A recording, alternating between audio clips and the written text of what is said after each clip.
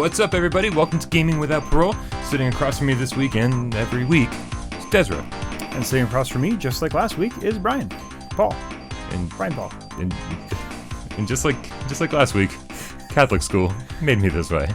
And just like last week, growing up an evangelical Christian made me this way. So last week and the week before, we were talking about why we love Namco. Namco! Now, Woo! Bandai Namco. They're actually, I think at this point I should probably point out, they're not paying us for this. This isn't like a Namco commercial. Wait, they're not paying us for this? Oh, yeah. Sorry. Oh, what the hell are we doing here? Let's talk about why we hate Konami. Because I do hate we could Konami. do a few episodes on that.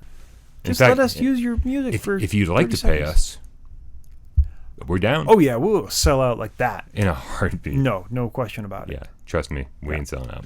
All right, so what we talked about Namco of the 80s, why we love that. Then we talked about why we love Namco of the 90s. This episode, we get to have a little bit more freedom. Because this episode, we're talking about why we love Namco of the thousands. Oh my god, here's a rock game. Ugh. Peggy 16. So, we're going to talk about why we love Namco of the 2000s, which means 2000 onward, which is 2000 to 2017. Right. So we have a lot of flexibility here. We're talking like almost 20 years. Isn't that crazy? What Namco game of the 2000s would you like to start off with? So we're going back into last week we talked about Tekken, the Tekken series, and I'm going back to the other fighting game from Namco that I played a ton of in the 2000s, and Soul Calibur. Oh, excellent. Now, this is kind of cheating a little bit. The original Soul Calibur came out in 99, so it should have been in the 90s, but most of the Soul Calibur games had been out in the 90s and beyond. And we're not even going to discuss Soul Edge, the real first Soul Calibur. Yeah, no, we're that was just real confusing. Yeah, but that's all right, because we're going to be talking about Soul Calibur 2. Oh, my goodness. Go. Yes, I'm so excited. What? Okay. Oh. Yeah. Oh, it's my favorite one. Yeah, it's kind of everyone's, but not really. But sort of. Yeah. But not really. I mean, this is a fighting game, okay, so I teach fencing now. I kind of had a thing for swords when I was a kid. Who didn't? Yeah. I still have a thing for swords. Yeah. This was a fighting game where the whole idea was you had weapons. Yeah. Okay, it wasn't just I'm punching you. It wasn't just like magic stuff. It was, no, I have this particular sword that I use in this way, in this style. For those of us who back then thought we knew what we were talking about when we were talking about swords, it was very cool to argue about which one was better than which. Each player had multiple weapons. One of the cool things about Soul Calibur 2, it was the first one that was released for every console that was available at the time, and each console had its own unique special character. Can we be fair here? Yeah. There was no Xbox version. There was no PlayStation 2 version. We all wanted the GameCube version so we could play as Link. Yes. Yeah. Yeah. Because Xbox got Spawn. Xbox got Spawn, and at the time, Spawn was cool. And I still like Spawn. Yeah. I mean, I haven't read Spawn in forever. Does it still exist? I don't know. It's probably been relaunched a few times. Probably. And I think the PlayStation 2 owners got real screwed. Because we got Heihachi or something? Yes. Who doesn't even have a weapon, and he's in every Tekken game already. We didn't need him. That sucked. Sorry. That was stupid is what it was. Yeah, we should have got Klonoa or something. Some random cartoon, something ridiculous. I mean, Spawn was just kind of like a weird choice, but like you said, super popular at the time. Todd McFarlane had also created some characters for Soul Calibur, so that kind of made sense. Oh, right. Why was it Xbox exclusive? I don't know. But yeah, Link, that's fantastic. Phenomenal. Yeah. Everybody wanted that version, that's for sure. So you can actually, I found this out, there's an HD version online where you can play with your PS3, so hooray. So you can still go back and... Awesome. Yeah. But this is, again, what makes Soul Calibur the awesome series it is the characters. Just like the Tekken. The controls, again, they knocked it out just like they did with Tekken. They've got the really nice mix between very simple to use for beginners, but also really crazy complex and scary if you want to get that way. But let's just talk about some of them. So there are two characters I think of when I think of Soul Calibur. Number one is Voldo. Oh, yeah. Voldo, crazy S&M guy with the three-fingered, three-bladed weapons on his hands. Like the Freddy Krueger blades. Yeah, but three. Just creepy as all get out. He doesn't move like any character in fighting games ever. At one point, he's got what do they call it, the Mantis walk, where he flips over backwards. Yeah. And he's walking on his hands and feet. He'd also what else? Oh yeah, he actually had one starting stance where he had his back turned to his opponent. Which, Really? I don't remember this. yeah, I don't know if this exists. I mean, if this exists in some other fighting game, please let me know. But that's just crazy time. He had this weird backstory where he was obsessed with his past master, who had actually died, but he didn't realize he was dead. And so he spent his time going after the Soul Edge, the weapon for his master's collection. Yeah, just crazy nuts, weird, awesome. Another little one. I don't think she was as popular, but I really liked her because I kind of liked her style. Was Talim. Mm-hmm. She was actually also notable. I kind of dinged Namco a little bit in the last episode for doing a little cultural appropriation with that Native American character. But actually, Talim is the first Filipina to be in a fighting game. Oh, really? Yeah. Her fighting style, they called them elbow blades, but basically they were tonfa, which, if you look at a modern police nightstick, that's what a tonfa is. It's basically a stick with a thing on the side. You can whip it around to do long distance striking weapon, be close for blocking. Hers had blades because it's Soul Calibur. But yeah, youngest character. Oh, actually, that was another thing. Voldo. How old is Voldo? I have no idea. Let's go with 50, just because I'm throwing in a random number. Actually, yeah, that's you're in. It's 67. What? In canon, in story, he's not like this magical creature or anything. He's just 67 years old. Wow. Talim is actually the youngest. She's a teenager. I think they said like 15.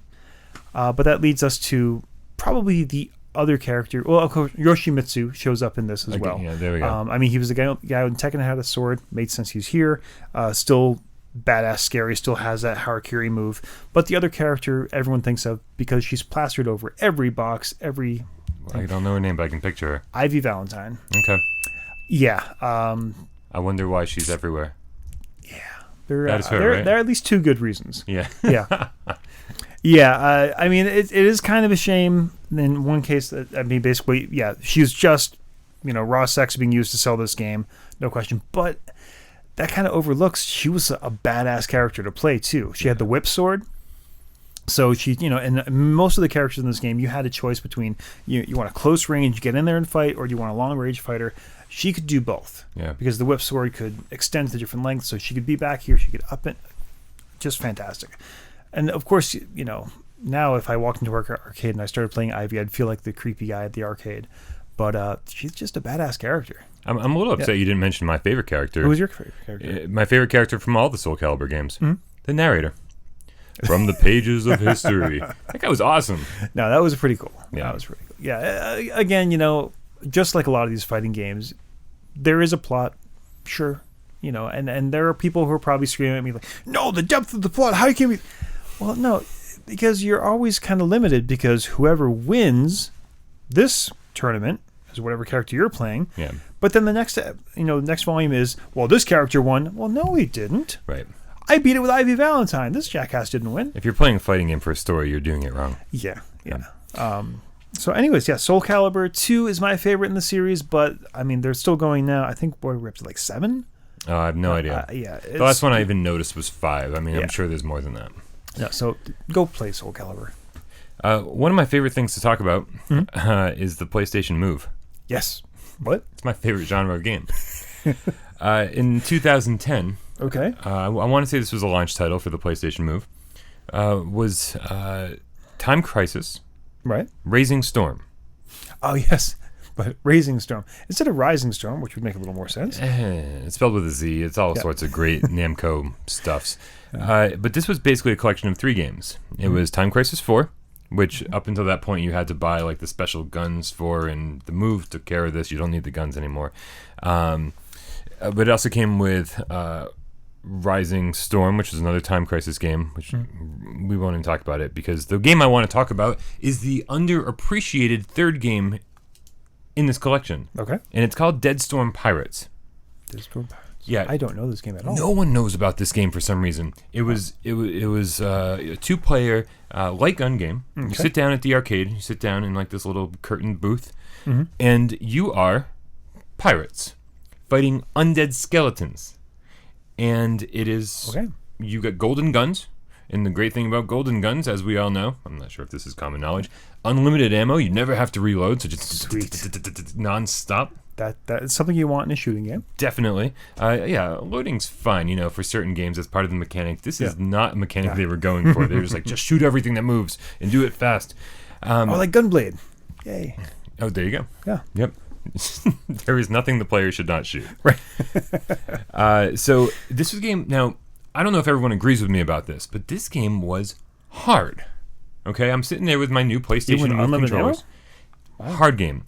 And the great thing about it, and because it's really short, if you were to play it through from beginning to end, like a lot of light gun shooters, like 30, 45 minutes or something from beginning to end, boom. So the way they made the game longer was to make it really effing hard. So how they did that was every time you died and ran out of continues, they'd award you for having played through it again and give you a bonus continue next time you played. So you're kind of unlocking easier modes, quote unquote. Okay. But it's the same mode, you just have another continue every time you play. So every time you play, even if you don't improve your skill, you've got an extra continue to get just a little bit further. Die again, then next time, 5 continues. Next time, 6 continues. And finally, you make it to the end of the game with a shit ton of continues. Right. It starts you off with a map screen. You can play the game in any order you want. You have to, you can't do the last level first, but you can do any other level that you want. And there's a bunch of typical tropes, I guess you'd say, or typical tropes, as we'd say. There's a part of this complete breakfast. It's awesome when you start because you're on a pirate ship, and there are kind of these quick time events. Okay. Where you have to actually steer the wheel of the ship. But you have to do it in a certain amount of time to like avoid hitting another ship or to like turn away. So you're using the move, so you're actually physically doing this. All right. And it's a kind of a quick time event, but that's better than hit triangle. Right. Okay. It's slightly satisfying, and I'm sure there's people out there that really hate this. Yeah, I'm not a big fan of quick time events, but but it adds a little diversity to this. Yeah. And so you're doing that on the pirate ship to steer the big wheel. But then later on, I think like 2 or 3 levels later, well, I guess you can play in whatever order you want. So maybe the next level, if you feel like it, you're in this tiny little rowboat thing, right? And you're barreling down these rapids, this stream, right? And you're going down, and like there's rocks coming at you, and so that same little wheel is popping up saying turn right, and you're like do, and it's like so it's pushing the whole rowboat right, and then you're pushing the whole thing left, and you're trying to avoid the rocks. So you're steering it, but you're not really using a wheel. You're just doing that mini game quicker to move your boat back and forth.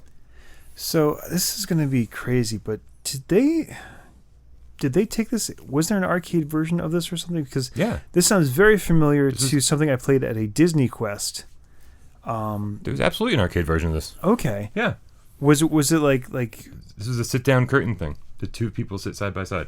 Yeah. Yeah. Okay. Cool. That was the thing. You've played this. Yay! I have. Yeah. Because you're like, okay, the pirates. That sounds for the golden guns. Okay. The rafts. Yes. Okay. Yeah. Yeah. So Disney Quest. That was the thing that talk about getting into the right market at the wrong time. Oh. Well, it was going to be a series of Disney themed arcade experiences. Okay. The idea was they were going to be all over the country because you know what? Sure, if you live in Detroit, you can't get to Disney World, but maybe they could bring a little bit of Disney there and pack it with like the most up-to-date virtual reality arcades. And yeah, of course, as we've mentioned before, the arcades did not work out anymore, and Disney I think they opened one in Orlando and one in Anaheim, and that was it. Oh, wow. And they're both closed now. Anyways, so it was pirates. Yeah, pirates. This was there's not enough pirate games, first of all. So I'm really glad we got this. Like this, and Sid Meier agrees. Sid Meier agrees. No, Sid Meier is very happy he got in on that early. Let's see. I want to make sure I don't miss anything. There was actually a minecart level. See, the reason I'm bringing up all these different levels is because every level gives you a different kind of change of pace. Okay. When you're flying down those rapids, that's some real fast stuff that you gotta do. You gotta steer the rowboat, and you gotta shoot things that are coming at you, and it's intense. And then later there's like a river that you're floating down real slow. Like you wish you could go faster because there's all these stuff coming up on the shoreline that are coming at you. And so you're like moving slow, but you're shooting a lot. And then there's a minecart level where you're like flying. There's this massive snake that's chasing you down the caverns of course. And then it's every level has its own kind of unique feel. Mm-hmm. And if you're playing with another person, there's two reticles on the screen. One is blue and one is pink.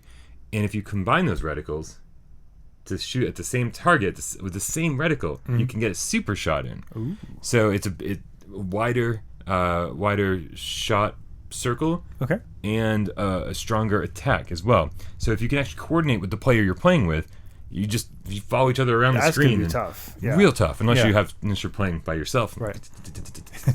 Yeah, which is still kind of tough, to be honest. Underrated game. Again, it's very short, so I think a lot of people don't think it's worth it. But to be fair, it came with 2 other games. Right. You can't lose. No, and Time Crisis 4 is pretty darn good. Yeah. Yeah. We don't talk about Rising Storm. What? Raising Storm. Yeah. You're up next. Yes.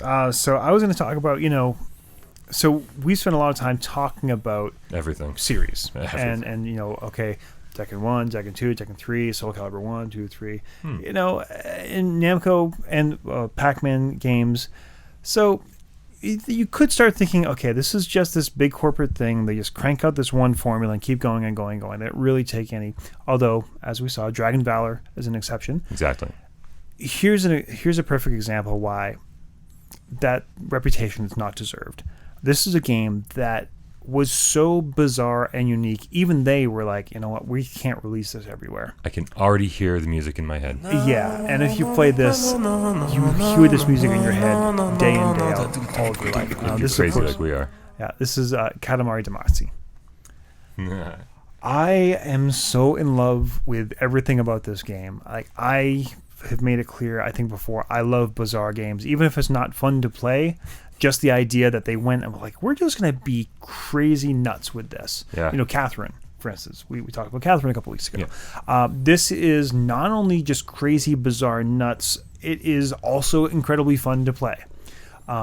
If you haven't played this or any version of this, Katamari Damacy, the basic idea is you were the prince, the king of the, all cosmos. King of the cosmos. Wow. I always want to say universe, and then I stop myself to correct myself, then I get back. King of the cosmos basically went on a bender, knocked out all the stars and celestial objects from the sky, and of course, it's your fault, or whatever. You need to clean up Dad's mess. Yeah, and you can't really clean up his mess because he already broke it. So what you can do, though, is go around and just pick up stuff till you have enough mass to make up for all the stuff in the stars. Yeah. The way you do that is with your Katamari, the little ball, and the basic mechanic is anything smaller than it will stick to it.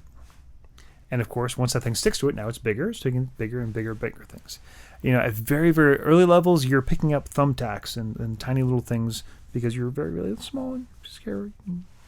And things like mice and cats can scare you and knock you and make you lose things from your ball. Eventually, you get big enough and you can start absorbing those cats and mice. Yeah. And it gets, and it seems really simple, but you have to make choices. You can get things like a pencil stuck on your ball. And then your ball is shaped funny. Right, and now it doesn't roll quite as well anymore. So you have to think about, You should get that checked out. Yeah. I was just going to let that one go, but yeah. No, can't let that go. No, but the sense of scale is my favorite thing about this. Because you start off and you're so tiny and thumbtacks seem kind of big. Mm-hmm. And then by the end of the level, depending on which level you're playing, you could be rolling up bicycles and cars and buildings, depending on how big you get. Yeah, eventually like buildings and islands and clouds. It's just crazy. The music alone is awesome. I mean, I know there are people who are obsessed by it, like soundtracks for everything. This is a soundtrack I absolutely would listen to all the time. On acid. Yeah. And it's, well, that's not so much my experience, but... On acid. Yeah. What's even crazier, do you know where this game came from? Japan. Well, where all weird things come from. Congratulations, yes. Japan. So it's actually a student project. Really? Namco has a pilot school called the Namco Digital Hollywood Game Lab. Okay. Is it in Hollywood? No, it's not, of course. There's no way that could be true. No. But it was basically this kid's senior thesis. They were like, we really like that. We're going to give you a team of 10 other people, some of them students, to work with. How much do you think they spent developing this game? Any guesses? I mean, now consider this isn't very old. This 2 is era. 2004. Yep. So this isn't like way back in the day where you could build a game with $100 and a bunch of hours. Yeah, I'm gonna shoot real low and say $50,000. I'm shooting real low. It was way more than that. Sorry. Okay. I was a little. I was surprised. trying to be right, not yeah. No, it's I gotta say it's 1 million. Which is phenomenal. But for a game at the time, an average like a big budget, because they put a lot of marketing behind this thing too. This was everywhere. Interesting though, it wasn't going to be. They were just going to release in Japan. Even Namco was like, "This is too bizarre for everybody else. There's no way we're going to make it outside our market." It wasn't released in PAL markets. It wasn't released in Europe. It wasn't released in Australia. Wow, we got lucky. Only because it had such great responses during cons, and also there was a writing campaign. Basically, people said, "You know what? We played this demo. We need to have it come here," and Namco listened and released it. Now, eventually, all the sequels have gotten released to everyone else. But yeah, it's if you haven't played this game, I know we've been saying this about a lot of the titles, but there is nothing quite like this. It was actually there was a very famous Museum of Modern Art exhibition about video games. This was one of the ones picked for that. And more importantly, it was one of only 14 that were added to the MoMA's permanent collection. Oh wow! Yeah, pretty crazy. Yeah. This is and since this game came out, this hasn't just been ported everywhere. There's sequels everywhere. It's you can get We Heart Katamari on PlayStation 3. You can play Touch My Katamari on PlayStation Vita. Yep. You can play Me and My Katamari on PlayStation Portable. It's everywhere. So definitely find a way to play it. Check it out. Try it out. It's We Love Katamari on Xbox 360, I think. Yeah, if it was on PS3, it's probably on 360. Yep. I got one more before we go into honorable mentions. Yeah. Is that right? I believe so. Okay. And this is called, and I've been bringing this character up for a while. If you don't know who I'm talking about, it's Klonoa, and this is Klonoa 2 specifically. People will differ on how to pronounce this, but it's Lunatea's Veil is the sequel. And now, this came out on PlayStation 2 in 2001. I was going to save this for our upcoming one-day cel-shaded episode, but screw that. We're talking about... We like cel-shaded games. We're talking about Namco. We got to talk about Klonoa. Klonoa is an overlooked character. Klonoa, this is actually a 2.5D platformer. Okay. So you're running around on a 2D plane in a 3D world, and you're like this adorable black and white cat, I think. Okay. Yeah, and they speak their own language, but it's always translated on the bottom of the screen. It's not Japanese. It's this adorable little cute language. Yep. And you can you jump, and then you can hold the jump button to kind of flutter a little bit, stay in midair just a little bit longer, because you got these big floppy ears, and they act like a little Hey. Yep. And it's adorable. It is. I'm gonna call this game easy. If you just want to go from the beginning of the game to the end of the game, pretty easy. Okay. It's a lot about puzzles. Yep. It's not about just it's not about quick timing like Mario. It's about using your enemies to solve puzzles. Okay. You pick them up and you can just throw them, or you can push it down and throw. And what you do is you basically throw them below you and you use them as a launching pad to get to higher areas. Almost all of the enemies respawn soon after you get rid of them, so they're always there to hurt you, but they're always there to use as tools, to your advantage. Okay. It's when I said it was cel shaded, Namco would beg to differ. They called it. They said they used the Klonoa filter. It's cel shaded. It's cel shaded. The characters are cel shaded. The backgrounds. Don't be ashamed. We like cel shaded. The backgrounds are beautiful, and that's one of the great things about 2.5D games is that you can actually pull that camera out way back, because the player only has to worry about pushing left and right to move the character along. So you can pull that camera way out to kind of showcase the beautiful scenery. There are amazing waterfalls and like these big vistas where you look way out, and sometimes the sun shines just the right angle and everything looks beautiful. The environments are not cel shaded, but they have like a cartoon, but real nice cartoon look to them. Amazing. And sorry, go ahead. I was going to say, I think this kind of adds to a point where, people get so obsessed about, frame rate and frames per second and resolution and blah, blah, blah. That's not what's important. Making something that looks beautiful doesn't necessarily mean it's got to be the most high tech, cram all the pixels in there. You can have something that, it's a little older now and that looks this gorgeous without having the most, Yeah, sorry. And this game took a long time to catch on. I'll Yeah. tell you that, because it didn't sell well out the gate. I honestly can't believe it got made to begin with, because Klonoa 1 didn't sell that well. Klonoa 2 didn't sell that well. Klonoa 1 got remade for the Wii. I don't think it sold that well. So they keep trying to use this character here in the States, and it's just not working. But recently, this game, up until just like a year or two ago, find it on eBay for like $12 complete in a box. Yeah. I checked it out today. Starting to get harder to find. Oh, really? $50 minimum if you want a complete copy. So it's finally catching on, maybe even just with the collector crowd. Wow. But it is just an awesome game. When I said it was easy, you could blast through the game from beginning to end. A few hours, and it's not that hard.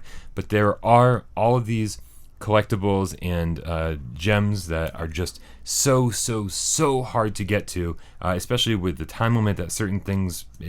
I won't even get into explaining it. But if you want to 100% this game, you've got to be a pretty amazing gamer. It strikes that great balance where this game is for everybody, and depending on your skill level, you'll find a way to enjoy this game.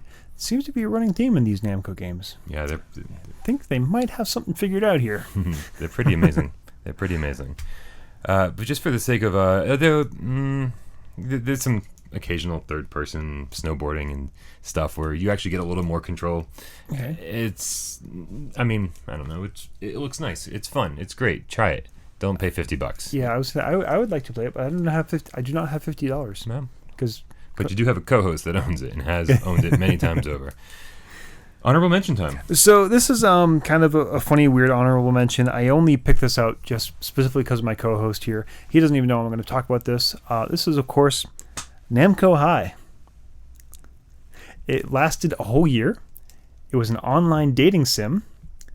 But all the people who went to the high school are Namco characters. I love this. So... this was a game? Yes. Here's the list here. Lolo from Klonoa is on there. Awesome. Cousin from Katamari, Galaga, Okay. Valkyrie, Anti-Bravo Man, Meowki. I could keep going. Albatross. Okay, which you Rolling brought Thunder. up in the 80s, yep. Blue Max, Hiromi. Basically, if Richard Miller from Time Crisis. If they've been Pac-Man, Dig Dug, etc. It was written by Andrew Hussey, who may not sound too familiar. Until I say the word Homestuck or Homestar Runner. Yes, of course. So the creator of Homestar Runner was the brains behind this. It was online premium or freemium game, I guess. Wow. So when you started playing, there were like 6 characters you could play with. To unlock more characters, you had to pay for it. It opened in 2013. And in 2014, Namco decided to stop all of its online games. That's really sad. So it's not only can you not play it anymore, there's no way to play it anymore. It's just all poof, gone, disappeared. But just like most beautiful things, like flowers are only beautiful because they're delicate and they don't last forever. So it's fleeting, folks. It's fleeting. It is fleeting. Just like this episode. I definitely can't wait to find some footage for this game. Yeah. It sounds awesome. Sounds weird. It does. Actually, it looks really good too. Yeah. I mean, I gotta say. Consummate V's. I said consummate V's. Sorry, strong bad. My final mention tonight. This is an honorable mention. This is Pokken Tournament. I don't think Des knows what we're talking about. No Pokken. This is a combination of Pokemon and Tekken, called Pokken.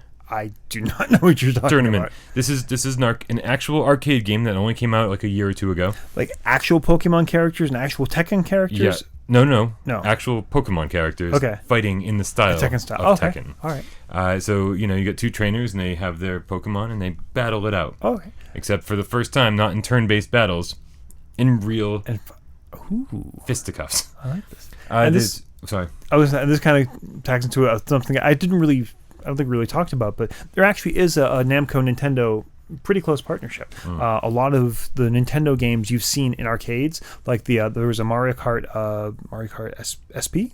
GP. Yeah, some. Maybe. And that was a Namco game. Yeah. Basically, the Nintendo licensed the characters, and Namco took it. So this seems to be in the same vein. All right. Yeah, it was 2 different types of play.